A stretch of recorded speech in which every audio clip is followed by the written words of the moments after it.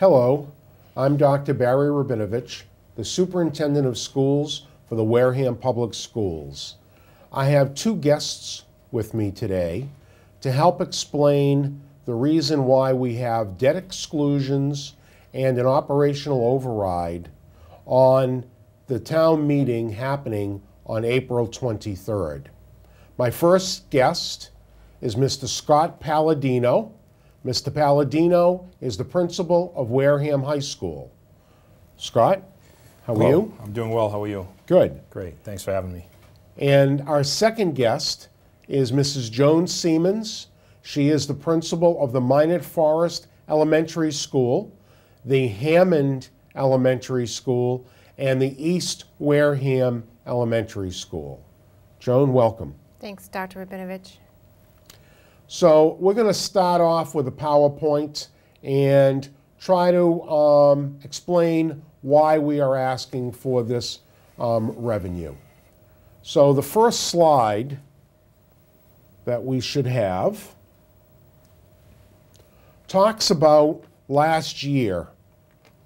It says, 1 year ago, I proposed how to eliminate the achievement gap by full implementation of Wareham's response to intervention, which we now call RTI, to implement an enhanced supervision and instructional leadership program with our instructional leaders K through 8 and the department heads at Wareham High School, to implement the Mass Core curriculum at Wareham High School through the new schedule that we have at the high school, and to implement new mass curriculum frameworks and standards K through 12.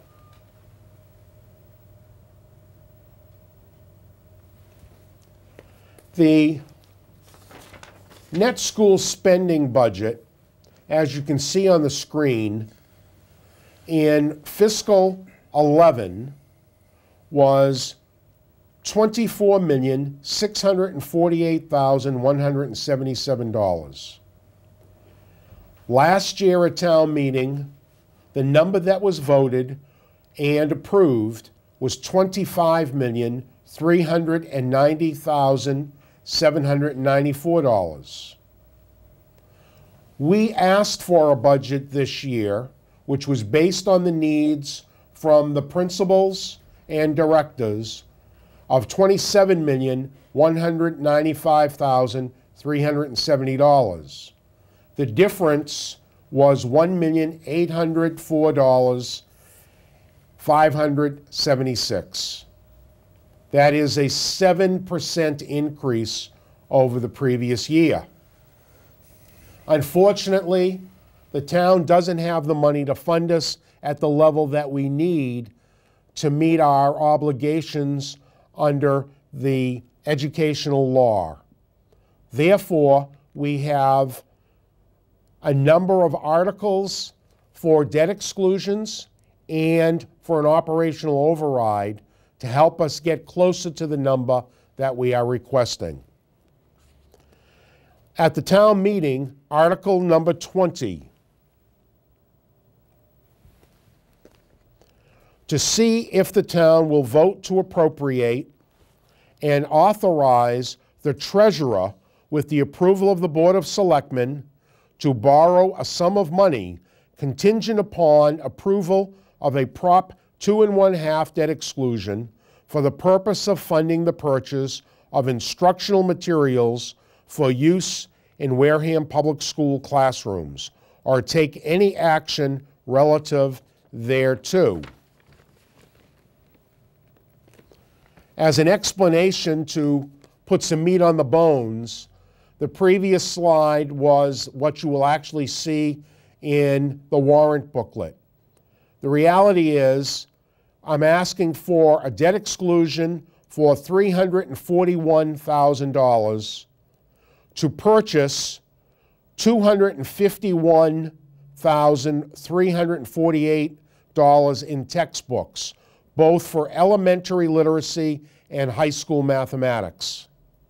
I'm also asking for $81,000 for computer replacements across the district. These numbers together add up to the $341,000 that we are asking for the debt exclusion for. In a future slide, you will see exactly how much this will cost you if you have a median-priced house in Wareham, which is assessed for $230,000. Article 26. To see if the town will vote to raise and appropriate, contingent upon the approval of a Prop 2 1/2 override, a sum of money to avoid teacher layoffs or take any action relative thereto. Because the current budget wants us to cut $2 million, there are 20 or 19.5 or 20 teachers that would need to be laid off to reach that number. This particular article would bring those teachers back, and it is an operational override, so the money would stay every year on the tax rate. Again, you will see in the next few slides exactly what that will cost you if you have a median priced house of $230,000.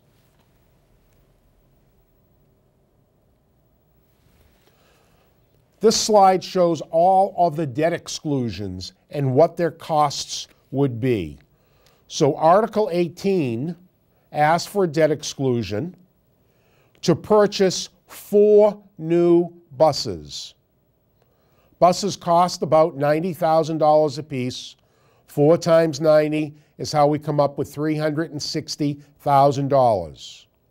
If you have that median priced assessed house, that would raise your taxes $4.90 a year for 5 years. Wareham High School gymnasium roof, that's Article 19. We are looking for $110,000 to replace that roof that has been leaking for at least 3 to 4 years. And we have tried to fix it time after time again, but it continues to leak. We need to replace the roof. In order to pay for this debt exclusion for the high school roof, that is going to cost you $1.50 per year for 5 years if you have the median priced house in Wareham. Article 20, which we've already talked about, the educational materials for $341,000. That will cost you $4.64 for your median priced house in Wareham. Article 28 we have not talked about, and that is to do the feasibility study needed to move ahead on the renovation and expansion of the Minot Forest Elementary School. The Mass School Building Authority requires that we do a feasibility study. The feasibility study includes a traffic study, a geological study, an educational study, as well as hiring an architect to draw up a set of plans and hiring an owner's representative to oversee anything and everything that is done. That's where the $575,000 goes. But we will be reimbursed 60% of that $575,000. Therefore, what it will cost a taxpayer with the $230,000 assessed house, $3.19 per year for 5 years. If we add up all of the debt exclusions, we come up with $14.23 per year for 5 years. $14.23 to do all of these debt exclusions. And if you've taken your family, even if you've just gone with your spouse to McDonald's, the bill will come in more than $14.23. Now to show you why we're asking for these debt exclusions. Scott, the next one is a picture that you're very familiar with. Would you talk a little bit about what people are seeing? Sure. What you're seeing right there is one area, a quarter of the gym. You're seeing multiple patches that have been laid down over the years. A lot of the times these patches come back up after a short period of time. They're just meant as a temporary fix. You'll see that not only throughout the whole gym roof, but you'll see that throughout the whole school. The biggest issue, obviously, that we've talked about is the gym roof has more patches and more holes than any other area in the whole building. But you're seeing right there is multiple years of patches that we've tried to put down to stop the penetration of the rain and snow when it melts. On this next slide, I see that you were very creative to try to prevent rain from stopping some of our playoff basketball games. And also, the gymnasium has 2 classrooms during the day as well. So there's during the day there's up to 8 classes in there times 2 teachers, 2 sections.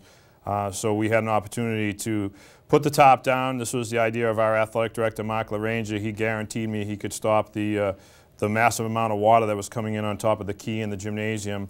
And it did work for this season. It was quite embarrassing last year, as I remember you're aware of. We were in your office at one point in time when we had to cancel one of our basketball games. Another game had to be moved to the middle school. We were lucky enough to be able to do that. And unfortunately, volleyball had to have a game that was rained out, which you never heard of with an inside sport. So unfortunately, you know, we have the leak in the gym. It has pretty much ruined the floor itself. We had to, over Thanksgiving, put the polyurethane back down to try and stabilize the gym floor for the basketball season. The top did work, but I'm told that it won't make it through the summer, so we're in desperate need for a new roof on the gymnasium.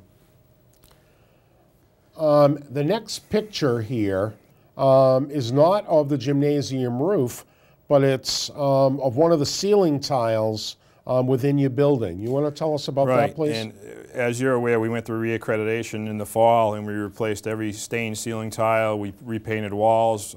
We got the building up to spec for our reaccreditation visit. So this is just a few months old. You can see one tile is completely blown out, and you can see the paint is peeling from the moisture. You can see mold on the ceiling tiles. You can see this throughout the second floor, not just in the hallways. This is a picture in the hallway, and to the far right upper corner, you can see the skylight. The water is coming down the skylight as well.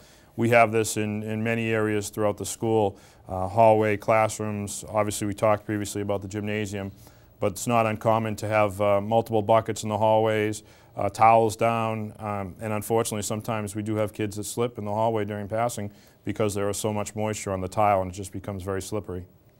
Now, I know that you have a plan for this spring to put in a grant from the MSBA to try to do the rest of the roof. Correct. Obviously, the biggest issue is the gymnasium. There's serious water penetration in the gym through the roof.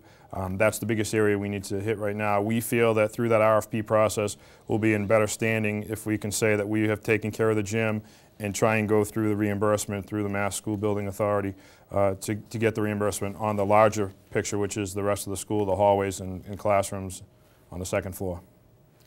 The next kind of shows that most people wouldn't understand that as part of your job as the principal, there you are up on the roof. You know, I always said I would draw the line at going up on the roof of the building, but here you are assessing some of the damage and some of the work that's been done to try to get this done. So I commend you for your efforts in doing what is necessary. Right, and as you know, we stopped putting patches on this year. We just felt like we were putting, you know, good money into something that's very bad, so we're kind of dealing with it at this point in time. In the picture there, you can see the skylight, and you can see the number of issues that we have with the flashing going up to the skylight. And the tough part is, as you're aware, the ballast, which is the rocks, have to be pulled back every time there's a leak, and trying to find sometimes the leak where it's penetrating into the building isn't necessarily where it's penetrating into the roof membrane. So we're pulling back massive amounts of rocks. The good news is, if this is approved, the new style of roof actually does not use a ballast system. It actually secures the roof, the rubber membrane right to the roof, and we'd be able to find if there was any type of leakage, we'd be able to find that And furthermore, we're going to be putting less weight on the roof, so the longevity of the structure itself is going to be there with this new type of roof. Excellent. Now, Joan, you haven't had much to say, but now here we are. So I took this off the web page, and it's just the beginning. And we're going to talk a little bit about why we need to renovate and expand the Minot Forest. I know that I believe it took us 2.5 years to get this approved by the state for us to begin actually being in the pipeline for them to be able to do this work. So let me show you the first picture because I don't think you know the order that I've got these in. So So this particular classroom, we have 3 special education teachers that have to share this space. So they're in there working with small groups of children, and it's very difficult to do that in only one classroom area. They're trying to use bookcases and easels to separate the area to have some type of privacy, but because we don't have a lot of extra classroom space at Minot, in fact we don't have any, these 3 special education teachers are sharing this one classroom. I see. Thank you. And the next slide. Because we don't have any extra classrooms, the art teacher is on a cart. So this is a picture of her cart. She wheels it around. We have 2 floors at Minot Forest, so she has to use the elevator every day up and down to access the various parts of the building and the classrooms. And when she goes into the portable classrooms, we don't have any sinks in those rooms, so she has to be creative. If she does any painting, she has to bring water with her. So this is art on a cart. And this is a coat closet. It is a coat closet. Not a whole lot of storage in the classrooms. However, you see that the 2 center doors were removed, and that's because in the closet are the air vents that take the air from the classroom and extract it out of the building. So we had to remove the 2 doors to allow the airflow to continue through the classrooms and up and out. If those doors were closed, then we don't have proper ventilation in the classrooms. Approximately how old is the Minot Forest Elementary School? I believe it was built in 1964. We've had a renovation that was added on, and then we have the portable, so it's quite old. And a lot of the structures are original still. What are we looking at here? This is the chairlift that works. We do have an elevator in the building that accesses one part of the building, but on the opposite end we don't have an elevator, so we have a chairlift. Unfortunately, it's not always reliable. It seems like every time we need to use it, the battery dies or it gets stuck halfway up the stairs. So this is a piece of equipment that would need to be replaced so we can rely on it when we need it. So if a child is at the front office and they want to get to the cafeteria for breakfast and they're in a wheelchair, then a teacher assistant would go down, and we have a key, so she would go down to the bottom floor, she puts the key in, it powers up, and the lift would come up. You can see like on the railings there, the little notches. So it comes up the notches and comes on to the main floor by the office. The child goes in with the wheelchair, and then it continues up the stairway to access the cafeteria or the 2nd floor level.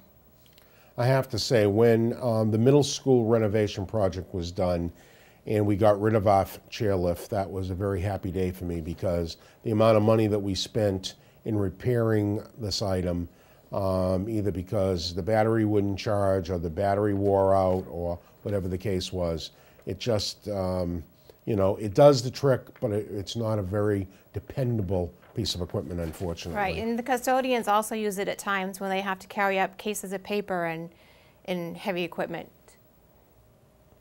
Am I correct that this is your only computer lab? Yes, we have one computer lab. It's in a very small space, and with the computers on, it generates a lot of heat. We don't have any windows in that room that open. We do have an air conditioner in there. It's pretty old right now, but we use it for the summer to try to cool down that room. If you go in there on a typical day, it's very, very warm from the heat generated from the computers. So we would like to have a bigger space for that.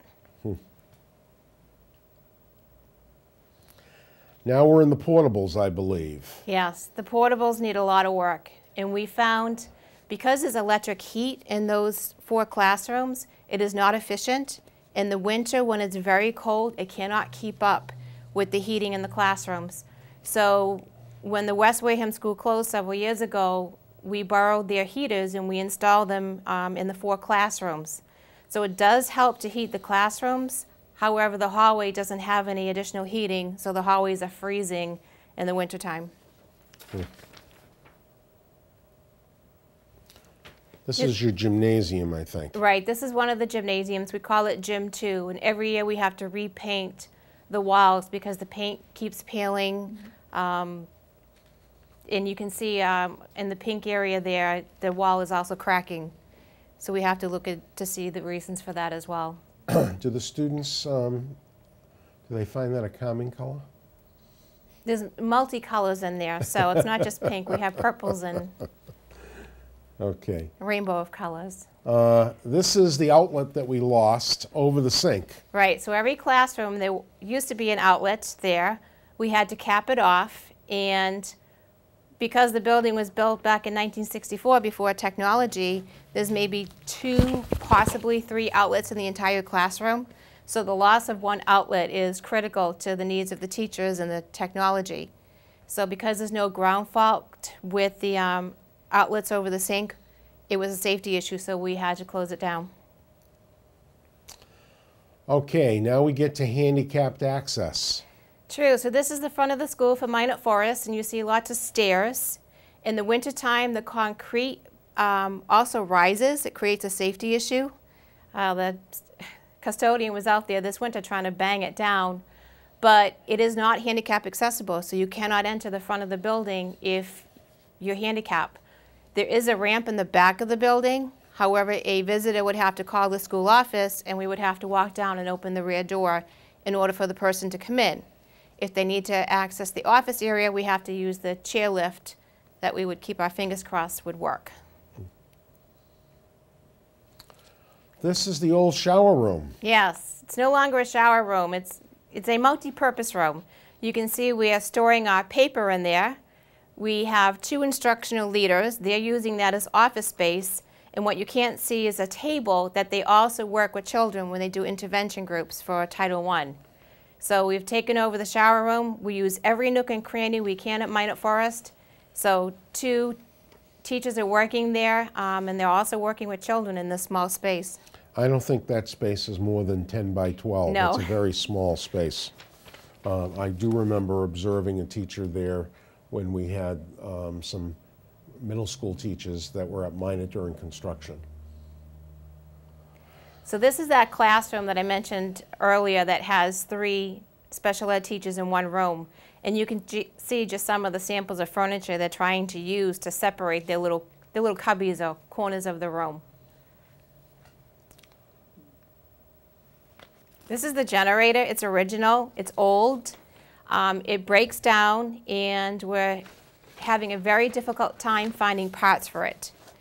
And our school, Minot Forest, is a town shelter, and I'm worried that if we ever need to use the school for a town shelter, the generator would not be able to last through the hours that we would need it.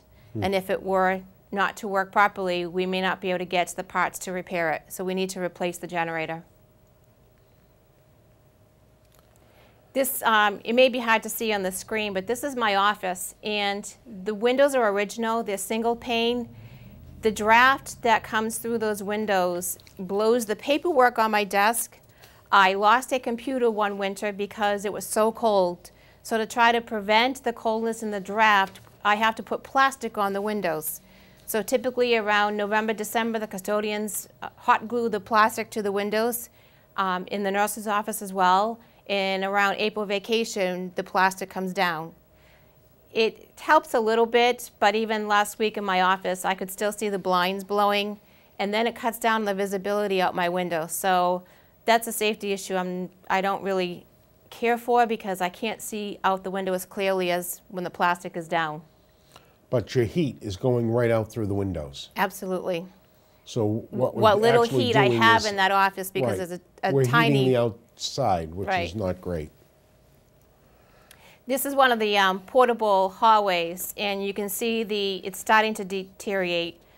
We have one section of the hall that still has the original carpet. It's buckling.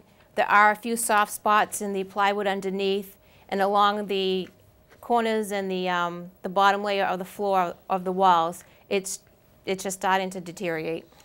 Here's another picture of the portables. And this is looking down as you enter the portables. You can see the floor we did have to replace 2 years ago because of the soft spots. We had to pull up the carpet, re-plywood the floor, and tile it, and we also had to do that in 2 classrooms. So 2 classrooms have been done, 2 classrooms have not. And this is one section of the wall. This is right outside of the music room, where you can just see the wallpaper is tearing off. There are holes in the bottom of the walls, and this is not something that we would put money in to fix. This is the office area. So the teachers have to use their machines in the outer office. The mailboxes are there for the secretaries to put the mail in, but it's not a sufficient space for the teachers. It's very noisy. The secretaries have a hard time hearing the phone calls at times because of the various machines that run. So we would like to have a workspace so that the teachers can have a room that they can go in and have counter space and just be able to do what they need to do. Study skills also is on a cart. So the study skills teacher pushes her cart, just like the art teacher does, to the various classrooms and does her lessons based on the cart. Thank you, Joan. And now we're going to get to the part of talking about why do we need to buy buses. We're not going out there to buy buses just because we want to spend money. Here is just, these are our oldest vehicles, and I've taken enough that I could fit on the slide. So there are 1, 2, 3, 4, 5, 6, 7, 8, 9, 10, 11, 12, 13 vehicles that are 12 years or older, and this actually was a year before. I mean, we have a vehicle on the road that's 15 years old with 182,000 miles. So this shows the mileage, the ID number, the year, and the age. And it isn't the mileage, it's as much the age, because we live in the Northeast. We have moisture in the air, we have salt on the roads, which take the steel undercarriages and eat through them. Just think of the cars that you've had, and you know after a certain amount of time, you do need to replace your vehicles. Well, we're only asking for 4 new buses, and that will take care of the 15-year-old and some of the 13-year-olds. So this is something that has been delayed long enough we need to do. The Proposition 2.5 operational override, the $780,000 that is required to prevent classroom teachers. This is not to save any administration. This is just classroom teachers that would be saved. Will cost per year to the person that has a median priced house of $230,000, $53.04. Or $1.02 per week. Let me repeat it, $1.02 per week. If we add the two together and we take the debt exclusion and the operational override, and you have the median priced house in Wareham, your taxes will rise by $67.27, or $1.29 per week.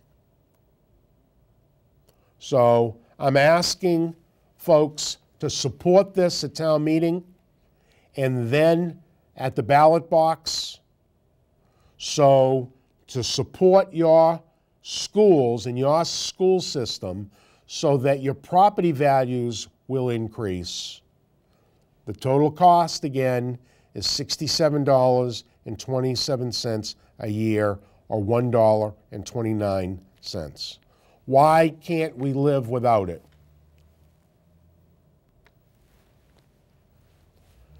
This chart I've used before, shows the trends from the MCAS scores, something called the comprehensive, the CPI, and we have the state and then Wareham, both for ELA and math. And you can see there is a gap in both of them. I am not satisfied with the education we are providing our children. But in order to eliminate the previous gap, we need to eliminate the funding gap. Wareham versus the state average in spending above minimum. And minimum is not an adequate education. The minimum is not adequate. Look at the difference. When the state has gone up, we have gone up, but we haven't. The gap has increased. And without those resources, we can't provide the education for all of our students because we want to educate everyone. We're not a private school. We don't say who can come in and who can't. We have to educate everyone. And every single person at town meeting will have been educated and someone paid for their education. We need to pay for our children's education now.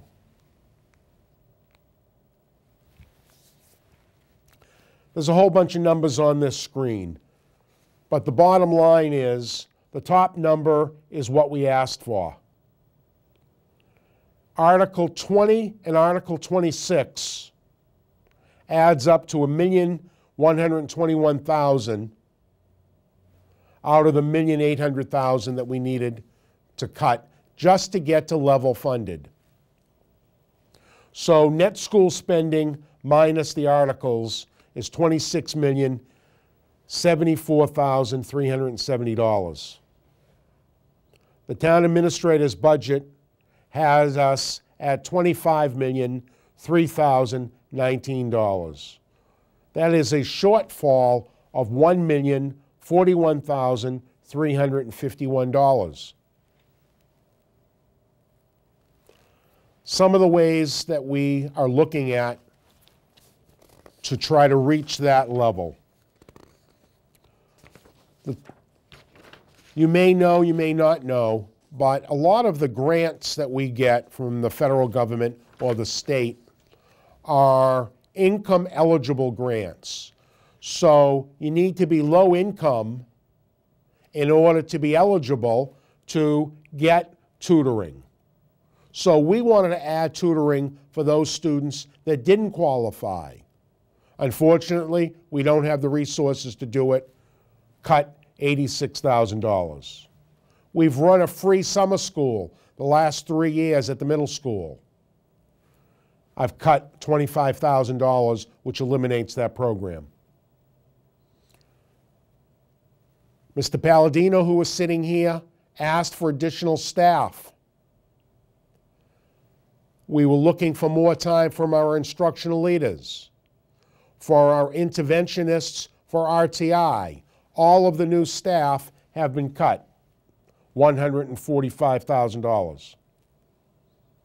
We've looked at cutting some of our custodial staff, $59,000. Secretarial costs, $38,000. And administrative costs at $148,000. We've also looked at cutting some other miscellaneous things for $60,000. We've taken the savings from known retirements, people who are leaving that we will replace with cheaper, younger people, $114,000 savings. All of that together adds up to $676,135. We still have a deficit between what the number is in the town administrator's budget and what I proposed for cuts of $366,000. Some of the things we're going to be talking about at our next school board meeting is all extracurricular activities. If we eliminated every single extracurricular activity, the advisors and their stipends adds up to $90,680. All sports adds up to $310,125. All of the instructional leaders, the full program, gone, $345,017. And closing the cooperative school, I have a net savings of $452,000. These are some of the items that will be discussed at the next school board meeting. I am not in favor of making any of these cuts because our students come to school to get a full education, which means educating them for their whole being, not just in the classroom. So a school system without sports, without extracurricular activities, without instructional leadership is not a school system that's doing its job. It's not an adequate education. So we have some hard choices in front of us.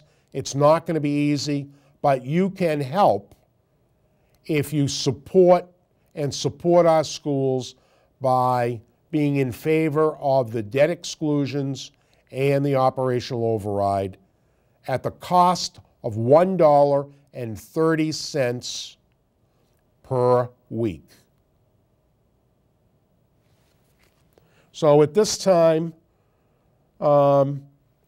just one more graphic to show that if we look at the general side of government, we see that if this is, the last one down is 13, so in 12, the town side went up 13%, the school side went up 3%.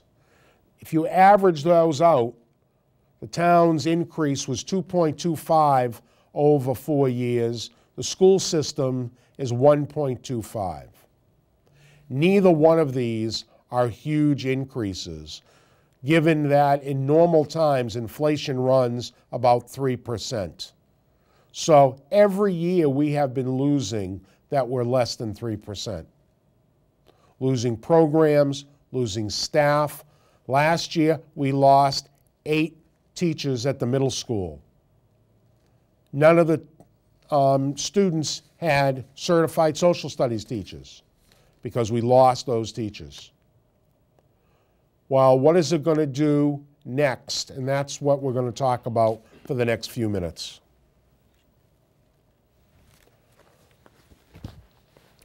So Joan, if I believe out of those 19 and a half teachers, 6 of them are to come from Minot Forest, what would that do to your class size? We would be looking at class size from 25 to 28 students per classroom, and that would be grades 1 through 5. So that's 28 per 30. Now, to people who sit back and say, well, that isn't so bad. You know, I went to a school that had 28 children in the class. Why is that not a good idea in today's world? The needs of the students and the needs of the families have changed since back then. We have a lot of students that come to school. We have teachers that are trying to teach children discipline, trying to teach them respect, not talking back to adults. And the teacher's job nowadays is very difficult. There's a lot of accountability that we have to provide for. The teachers have to make sure they have the time in the classrooms to teach all of the children. And when you have discipline issues that arise, it takes away the time that the teacher has to instruct all students. So, as I said, the needs of the students have changed. And we're providing not just an academic program for the children, but also sometimes a social and emotional support that we really didn't have years ago. I know that many of your classrooms are inclusion classes.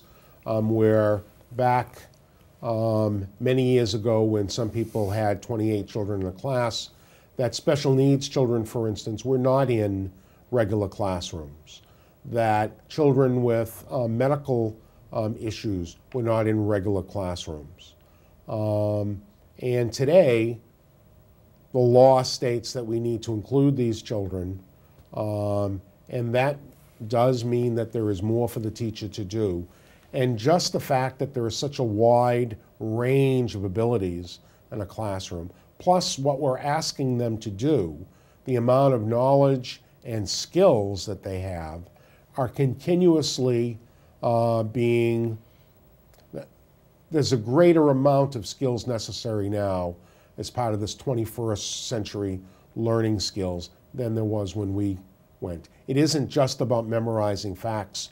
It's about knowing where to go to get the information so that you can then use it to solve problems and be a creative problem solver. So yes, it is a different day today than it was back when most families had mom and dad at home, and somebody was always at home, somebody was available. People went to church or synagogue each week, and the world has changed. And what is available to students on videos and television and other things have also changed what we have to deal with. The fact that we have to talk about non-bullying and cyberbullying and text messaging and taking pictures from your phone and sharing it in an uncomplimentary way. Those are all things that our predecessors back in the 50s and 60s never even thought about. And those things take a lot of the administration time as well, when you have to do a lot of investigations around bullying or students posting pictures to YouTube. So you're right, it is different. And we don't have children at home anymore watching Sesame Street or the educational programs that you used to see on TV. A lot of it is now video games, and some of the content of the video games is concerning. Yeah, violence is all around us. Mr. Paladino, same question. So if 6 teachers were going to be cut from your school, how is that going to affect your program? Well, obviously class size is going to increase. We'll be up over 30 students per class. We'd be having to order more desks and try and fit them into a classroom that was designed for about 27 desks. So that first and foremost, as you're aware, last year I think we took a big step forward. We negotiated a new contract that allowed for teachers to pick up an extra class. In doing so, we did away with study halls. We did away with all their administrative duties. And every kid is taking 8 classes right now. So obviously we would have to reinstitute study halls, which has taken a huge step back. I would then have to go in front of the school committee and talk about reducing the graduation requirement. We went forward with the school committee last year and increased graduation requirement by 5 credits every single year. So basically 1 extra course for every graduating class, starting with the class of 2012. We would have to bring that back. We have increased the requirements to participate in athletics. We brought that up by having to pass 2 more classes than what they previously had to pass. We'd have to bring that back down. So it's going to cause us to take a huge step backwards, which is tough because the state and the federal government are putting in more requirements. Obviously, we speak of the Mass Core, the increased requirements. There are a lot of requirements that the students now need to partake in. They need to be enrolled in 4 years of math, where previously it was 3 years. They need to take 3 lab science, where previously it was 2 years. They need to take a foreign language, which they need to take 2 years of a foreign language, which was never required. A full year of an art class, which was the only requirement was a half year. They need to take business and technology classes. So I'm not sure how we're going to meet the requirements from the state and the federal government. And we want these students to have every opportunity that the neighboring towns have. It's going to be a huge step back for us, no doubt about it. Not to put you on the spot, but this will air after our school board meeting, I believe. So we recently went through an accreditation process for the high school, NEASC. Right. And you've had some preliminary discussions about what our rating will be. Do you want to state that for the camera? Well, we're going to it's not official yet, but we're going to have some work to do. Let's put it that way. We're going to have a lot of progress reports, a lot of follow-up reports. We are confident we'll have our accreditation. However, there'll be a lot of stipulations and steps that we'll need to take. I feel comfortable saying that Standard 7, which is community resources, is an area that they have great concern over. They feel that the town is not properly funding the high school, and I'm sure obviously all schools as well, but they're looking just at the high school, and they have serious concerns in the area of technology, textbooks, which I know coincidentally we're looking to address, hopefully at town meeting, and they have concern obviously over the roof as well throughout the whole school. So there's some serious concerns that are all tied into the seventh and final standard, again, which is community resources. Thank you. Either of you have anything else that you'd like to say to the voting public for town meeting? I would just say support the schools, all of our schools, not just what we need at Minot Forest, but what we need at the high school, because it's for the children of Wareham, it's for everybody, and if you can get out and vote, please do that. I know we're trying to work on childcare so that both families can come to the meeting in the evening, so we're hoping to provide childcare so that you can come out. Over the next couple of weeks, I'll be doing some more promotional items to make families aware of what is a feasibility study and why we need that. Not just what we've done here, but some more meetings that we have coming up. So again, just make sure you attend town meeting and make sure your voice is heard. And please support our schools. I want to echo those comments. Certainly, I've had the opportunity to be here for 19 years, and I think we've always done the best we can. And I just think the position we're in right now is going to be a huge setback for all these students. To have classrooms in the 30s and to have be photocopying textbooks because we can't afford textbooks, to have water coming down in a classroom and kids having to wear raincoats, to do away with extracurricular activities, it's going to be devastating. Some of the reasons why these kids stay in school are for those extracurricular activities, whether it be the arts, the music, the band. We have a drama program, the athletics. It's going to be devastating to these kids. This is why they come to school at the high school, a large percentage of them, and to not have those programs and to not have what we need in the classroom is going to be devastating. So please come to town meeting, voice your opinion, and please vote when the time presents itself. Thank you very much. And as we leave, I'd like to focus back on this last slide, which we've showed once before. And when that slide is up again, you will see what this is going to cost you if you have a median priced house in Wareham of $230,000. It will cost you $1.29 per week to SOS, support our schools. And it is an emergency, and that's why we're sending this SOS out to the viewers for the cable television station. So thank you for this opportunity to talk to you about our debt exclusions and our operational override. Good afternoon and have a great day. Thank you.